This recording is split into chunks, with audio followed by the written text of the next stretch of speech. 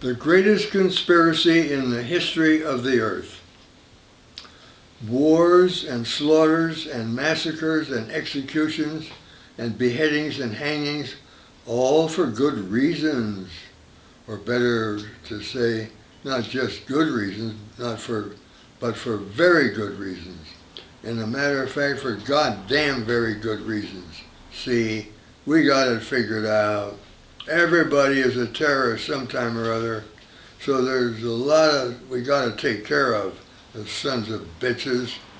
Cluster bombs that spray death in schoolyards and on street corners, and nuclear bombs that evaporate cities that deserve it, and 16-inch naval guns that explode in churches and hospitals of evil, ugly, fiendish, insane enemy countries, and foreign religions that needed it, that without exception our military leaders said it was the right thing to do, spoke to our national defense against all the world's evil ones who hated us.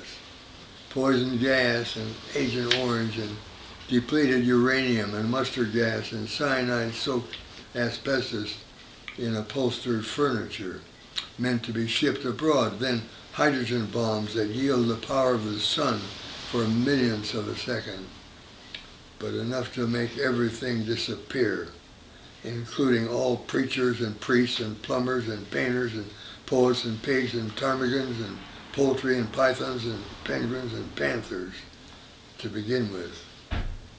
But there's even more in the letter P. But in spite of all this, we are in the midst of the greatest and most evil conspiracy in the history of the earth, aiming at devices tied to the direction of the pilot's eyes, foam that hardens in rooms full of people, and that's it. They'll be dead in 3 minutes, unable to breathe. But remember, God damn it, they're all terrorists, and the Pentagon is setting up the Strategic Misinformation Agency because the goddamn Europeans that don't believe we got the truth about all the terrorists in churches and army barracks and city halls and every other thing you can think of. But we're going to pursue this to the end. If it takes 10,000 years, we'll get all the terrorists. And in case you've forgotten, remember, a terrorist is anyone that don't see things our way. March 2002.